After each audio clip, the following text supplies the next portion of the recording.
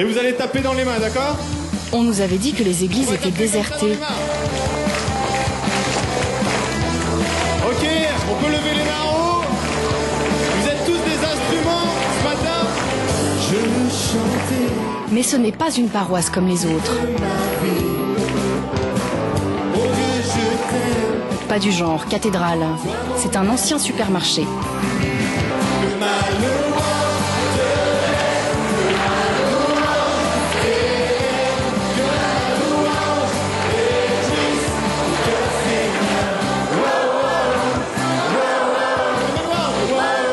D'abord, on a pensé à un culte des apparences, avec pasteur, sur écran géant. Alléluia.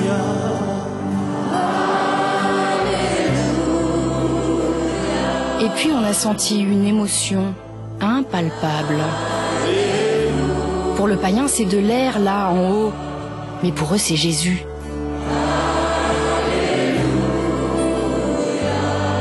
Je t'adore. Certains disent même avoir été touchés. Béni soit ton nom. Béni soit ton nom. On a voulu comprendre. Sur scène, on a repéré une voix. Et surtout un sourire. Alors on est revenu au calme. Et on lui a demandé à Leïla la raison de son sourire.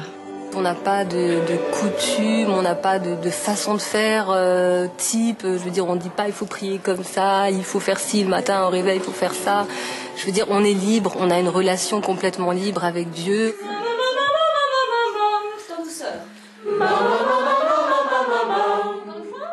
À la répétition, on a découvert que derrière l'apparente facilité de la chorale, il y avait beaucoup de travail. Et que derrière le visage rayonnant de Leïla se cachait une histoire assombrie. Celle d'une musulmane convertie pour suivre son mari chrétien, contre l'avis de toute sa famille. Ils m'ont rejetée et je me suis retrouvée séparée d'eux pendant une dizaine d'années. Alors avec des hauts et des bas, on arrivait de temps en temps à se voir, mais bon, il y avait toujours le sujet de ma conversion qui revenait sur table. Ils voulaient me refaire revenir à l'islam. On n'a pas besoin finalement de faire de bonnes œuvres pour mériter notre salut. Et c'est un Dieu comme ça que je voulais, quoi. Est-ce qu'on a fait couler du café? De bon matin, les petites mains de l'église sont hyper actives. Leïla et les autres espèrent récolter de l'argent pour offrir des vacances aux enfants déshérités. Et ici, comme tout se fait en famille...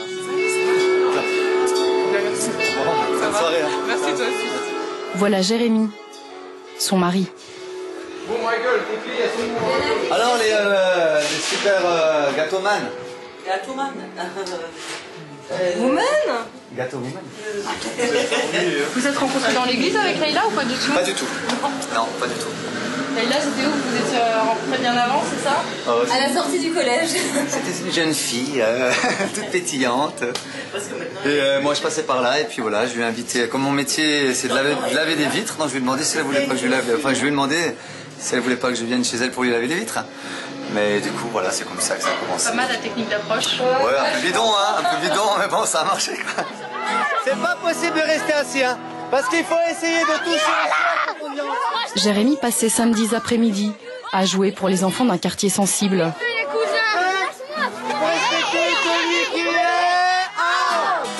En haut, il n'y a pas pour tous le même Dieu. Certains sont musulmans. Mais tous sont invités. Un peu plus vite. C-O-N-S-T-A-N-T comme Constant. Il vient chaque semaine. Toi, pourquoi tu viens là? Parce que j'aime bien. Pourquoi t'aimes bien? Parce que ça permet de se défouler. J'aime bien quand ils viennent parce qu'il n'y a pas tout le temps des gens qui viennent. Sinon, il n'y a pas souvent ça dans le quartier? C'est assez calme. Le quartier, c'est assez calme, ouais. C'est-à-dire, pourquoi tu rigoles? C'est un peu mort, c'est ça? Non, c'est pas mort, parce que, en vérité, le quartier, c'est pas du tout calme. Ah ouais, pourquoi? Voilà. Parce que, à chaque fois, normalement, il y a la BAC qui tourne une fois dans la semaine. À chaque fois qu'ils tournent, ils se font caillasser. La BAC? Ouais. Il y a de la violence? Et pas que la BAC. Pas que la BAC, donc voilà. Le quartier a été classé en 2004 parmi les plus violents de France. On se met des valeurs, bien sûr, on essaie de partager. On essaye, quoi, hein. Donc on n'y arrive pas toujours. Non, non, merci, merci. S'il te plaît, je t'ai dit quoi tout à l'heure? Je te l'ai dit 2 fois. En plus du hallouf, ouais. Alors, vas-y. Moi j'étais dans les quartiers aussi, ouais. C'était mon milieu à moi aussi. Donc aujourd'hui je vis de l'autre côté de la barrière, quelque part, entre parenthèses. Et je peux me dire, je comprends des jeunes qui vivent des moments difficiles. Et je me dis qu'on a tous notre chance et on peut tous réussir à faire quelque chose de notre vie. Le simple fait de se sentir déjà valorisé, de se dire, de ne pas entendre toujours que t'es un nul, tu vaux rien, t'es capable de rien, de leur dire au contraire, t'es capable, tu peux faire des trucs, tu as des qualités. Bah, ils peuvent réussir un métier, une famille. Voilà, je pense que déjà ça, c'est important. De l'autre côté de la place, il y a d'autres grands frères. Et on s'est demandé ce qu'ils pensaient de ces chrétiens missionnaires. Et le fait que ce soit des chrétiens, ça vous embête pas? C'est un quartier, il y a de toutes les religions, toutes les populations. Donc c'est la mixité, c'est ça. Hein. On est en 2010. Vous avez pas peur qu'ils embrigadent un peu les... Non. En tout cas, moi, ça me gêne pas, ça. Les évangéliques se rendent visibles à l'extérieur de l'église pour drainer de nouveaux fidèles.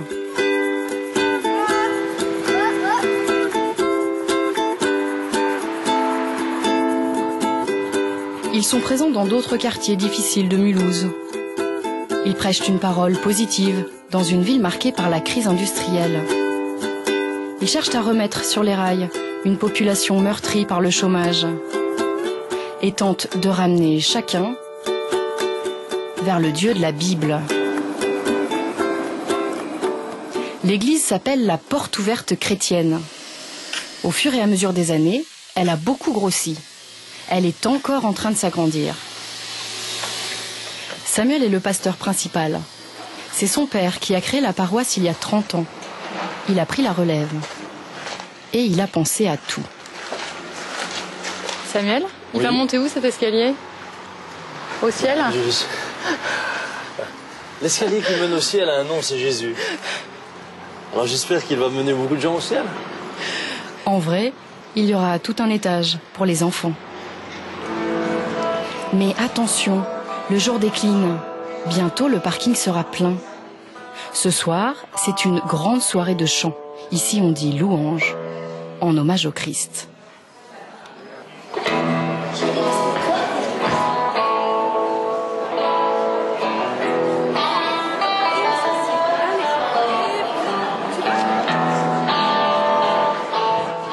Alors, tout le monde se prépare.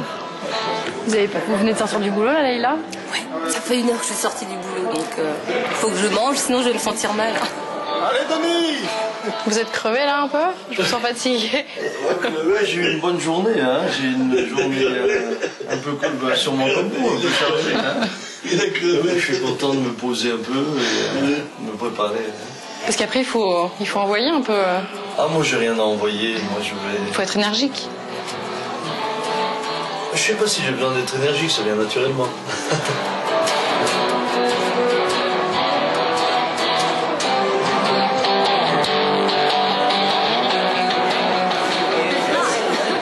Ce soir, Seigneur, nous voulons te louer avec tout ce que nous sommes, tout ce que nous avons. Seigneur, nous voulons te louer avec notre cœur, avec notre âme, avec notre esprit.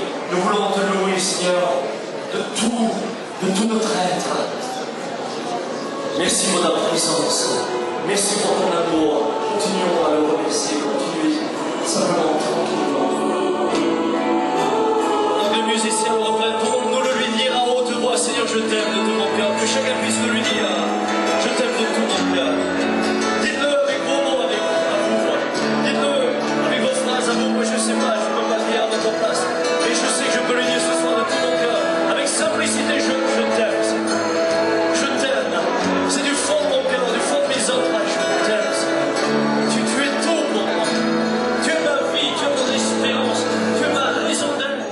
n'est pas un prêtre, mais un simple guide dans la lecture des évangiles, comme chez leurs cousins protestants.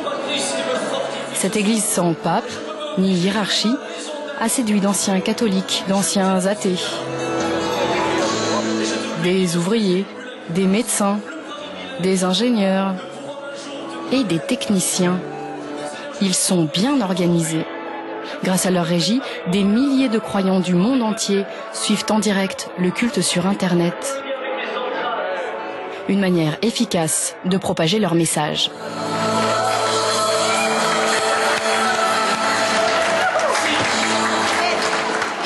Merci. Jésus, nous ne voulons pas démarrer cette semaine. Pour faire tourner l'église, il y a 10 salariés à temps plein. Laissez prendre le contrôle de cette semaine. Tu es Dieu et nous voulons te laisser être Dieu. Samuel, oui. Comment s'organise? Qui fait quoi ici? Qui fait quoi ici? Oh, chacun fait ce qu'il veut. Non, pas tout à fait. Alors, il y a une équipe pastorale, avec Claude, Bertrand, Jean-Marie qui est là-bas. Et vous, Bertrand, vous faisiez quoi avant d'être pasteur? C'était quoi votre, entre guillemets? Alors moi, je travaillais dans le domaine du fruits et légumes, donc j'étais responsable de petits commerces. J'ai ensuite travaillé une dizaine d'années dans un supermarché. Samuel, lui, a commencé comme ouvrier dans l'automobile. Ses pasteurs peu académiques ont inquiété. C'était l'époque du grand boom évangélique sous Bush aux États-Unis. Des rumeurs de sectes ont circulé. Du temps de Jésus, on disait qu'il faisait partie de la secte des Nazaréens, l'apôtre Paul aussi, donc il y a toujours eu... moi, je peux très bien comprendre quand je dis à quelqu'un, mais j'ai rencontré Jésus. Le gars, il me dit, mais ça se soigne, monsieur. Hein, parce que ça ne signifie rien lorsque vous l'abordez d'une manière très pragmatique et intellectuelle, mais c'est une réalité vécue, c'est intérieur. Si l'église fait peur, c'est parce qu'on entend d'étranges histoires. Il paraîtrait que Dieu s'est penché sur ce petit village près de Mulhouse. Martine marche gaillardement, mais d'après elle, ça tient du miracle. Il y a 20 ans, elle dit avoir eu de très gros problèmes de cœur, une valve bouchée, et l'autre qui ne tenait qu'à un souffle. Allez les poulettes. J'ai finalement lancé un défi à Dieu, puisque je suis venue moi à l'église sans problème. Donc j'entendais les gens autour de moi qui disaient Dieu m'a guéri, Dieu m'a dit, Dieu m'a montré, et c'est vrai que je ne comprenais pas. Et c'est là où j'ai dit voilà, si effectivement tout ce que j'entends, tout ce que je vois est vrai, ça doit l'être pour moi aussi. Et aujourd'hui, je suis avec un problème. Et puis je suis rentrée chez moi, normalement. Et je suis arrivée en clinique, reçue par le cardiologue de la clinique, qui m'a refait les examens. Alors j'ai vu qu'il faisait une mimique un peu bizarre, alors ça m'a inquiétée. J'ai dit, qu'est-ce qui se passe? Alors il m'a dit, écoutez, je peux refaire encore une fois l'examen? Bien sûr. On a refait l'examen. Puis il m'a dit, écoutez, je peux vous poser une question, vous êtes là pourquoi? Alors j'ai dit, écoutez docteur, si vous ne savez pas pourquoi moi je suis là, ça m'inquiète. Vous n'avez pas le dossier? Si, justement, j'ai le dossier, j'ai les papiers, j'ai également les tests que vous avez faits il y a 8 jours, mais je ne comprends pas. Vos valves cardiaques fonctionnent très bien, et depuis je n'ai plus aucun problème. Dans la maison voisine vit Géraldine, sa fille. Bonjour les enfants. Et ses 3 enfants. Salut ma petite puce. Il fait froid, tu as froid? Alors où elle est Joy? Les médecins avaient conseillé à Géraldine d'avorter à cause d'une complication pendant sa grossesse. Mais elle a préféré laisser faire Dieu ou la nature, et la petite sœur est née en bonne santé. Pour vous, il y a quelqu'un qui s'est penché sur son berceau? Oui, sur toute notre famille, je dirais même. Parce que ça aurait pu avoir des conséquences assez lourdes pour ma vie, pour celle de mon mari, de mes enfants aussi. Dieu est derrière chacun de vos actes, vous pensez? Non, je suis toujours maître de mes actes, mais c'est vrai que j'essaye toujours de faire en fonction de ce qu'il veut pour ma vie, oui. Et qu'est-ce qu'il veut pour votre vie alors? Dès le commencement, c'est vrai que j'ai essayé en tant que jeune d'avancer avec lui, comme pour le mariage. J'ai essayé de me préserver avant le mariage, de pas forcément faire 36 000 conquêtes, d'avoir juste mon mari, d'essayer de vivre tous les jours le mieux possible et éviter de faire des choses voilà, qui sont pas corrects, éduquer mes enfants dans un sens avec des principes, avec une conscience, une morale. Hugo, bien, dépêche-toi. Les évangéliques ne se cachent pas d'être conservateurs. Ils sont anti-avortement. Ils croient que tout ce qui régit leur vie est divin. Et pour comprendre, il faut peut-être suivre Samuel dans les couloirs de l'église. Nous éprouver le salut de ce nom, de demander votre intervention divine. Seigneur, merci pour ces bénédictions. Merci pour la paix que tu donnes, Seigneur, à cette famille tout entière. Seigneur, merci pour le réconfort. Seigneur, quand tu venez à moi, vous qui êtes fatigués et chargés, je vous donnerai du repos. Prie pour les personnes en détresse. C'est une ligne de prière qui est ouverte tous les mercredis et puis les gens appellent de partout. La région, mais également en France. Et voilà, ce soir, Claude vient nous aider, il prie. Il est avec nous depuis des années. Tous les mercredis matin. Bah oui. Un de nos fidèles. Bientôt, il est fossilisé ici. Oui. Ça se voit, hein, l'image. Hein. Ligne de prière, bonjour. Et je me retrouve avec 2 genoux. Ça me gêne un peu pour... ça me gêne pour marcher. Oui, d'accord. Vous pouvez prier pour moi, s'il vous plaît? Oui, d'accord. Seigneur, tu as entendu la bouche de ce frère, Seigneur, ce besoin, Seigneur, de guérison. Je comprends que pour le néophyte ou l'œil extérieur, ça semble bizarre. Tiens, mais qu'est-ce qu'ils font? Ils prient pour les gens. Pourquoi? Parce qu'il y a un tel décalage. On est dans une société où Dieu fait partie d'un discours, mais quand même relativement abstrait. Alors que là, on parle de quelque chose de concret. Et puis on agit concrètement. Les gens ont une demande, on prie pour, et puis on croit que Dieu répond. Ligne de prière, bonjour. Bonjour. Je sais pas comment dire. J'avais bien compris pour moi, parce que... Oui, je dois prier pour quelle situation, ma soeur? Écoutez, je sais plus trop où j'en suis. J'ai perdu une partie de ma foi et je vis toute seule avec ma fille qui est ado et qui elle, est en pleine rébellion, donc c'est très dur, quoi. Non, là, il faut pas vous laisser décourager, ma sœur. Il faut pas vous laisser décourager pour ça, parce que nous avons tous des luttes et des combats, nous avons tous des difficultés. Moi, je vous encourage à rester ferme, à rester confiant. Et Seigneur, tu as entendu. Seigneur, tu vois les douleurs de ma sœur. Seigneur, tu vois qu'elle a besoin, Seigneur, d'une visitation. Nous te prions que tu viennes la consoler. Saint-Esprit, c'est toi qui console, qui guérit, qui restaure. Et reste ferme dans la prière. D'accord? Et ne vous laisse pas décourager. Hein. Merci. Allez, que le Seigneur vous bénisse. Au revoir. Merci beaucoup, au revoir. Alléluia. Et une fois que je me suis marié, c'est fini, j'allais plus dans une église. C'était terminé jusqu'à l'âge de 45 ans où j'ai commencé à découvrir la parole de Dieu. Et c'est là, petit à petit, que j'ai essayé de mettre ma vie en conformité de ce code de la route. Et avant, c'était quoi votre vie avant de découvrir la parole de... Ma vie, c'était le monde, c'était cigarette, whisky, petit pépé. C'était quoi? C'était cigarette, whisky, petit pépé. Ma vie. Petit pépé, c'est-à-dire... Oui, bon, c'était... Vous savez, hein, que ce qui se passe c'est l'infidélité, hein, donc, qui règne dans ce monde. J'étais infidèle et voilà. Et puis, mais le Seigneur a permis qu'on se réconcilie. Nous étions séparés et puis nous sommes remariés et nous sommes dans la paix et dans la joie.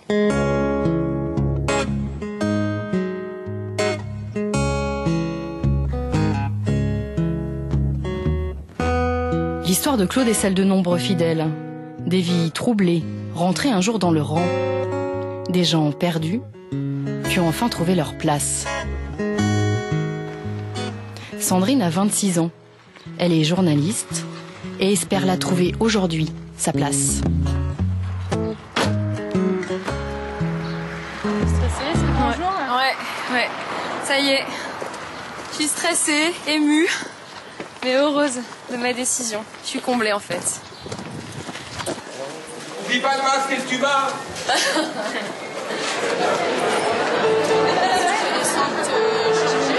je viens m'asseoir là, c'est ça?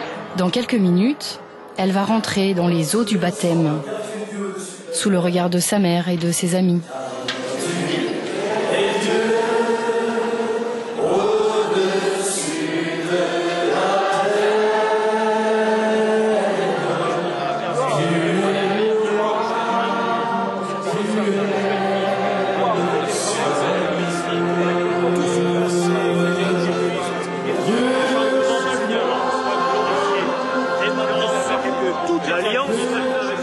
Dans cette religion, on baptise à l'âge adulte. Le sacrement résulte d'un choix personnel. Sandrine, pourquoi te laisses-tu baptiser? Pourquoi t'engages-tu? Parce que je vais déclarer publiquement devant Dieu et les hommes que Jésus est le premier pour toujours. Bon, c'est Jésus.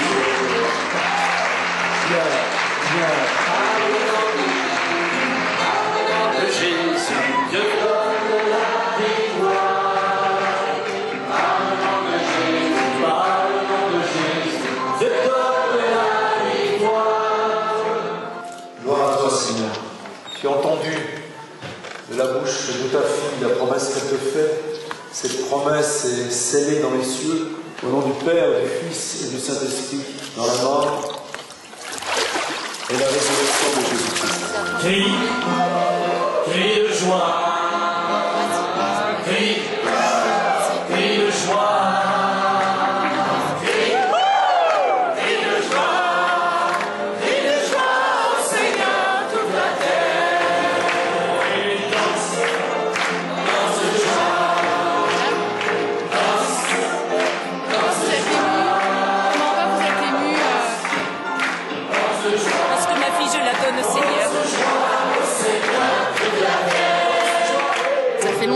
Elle est guidée et qu'elle est basée sur sa parole.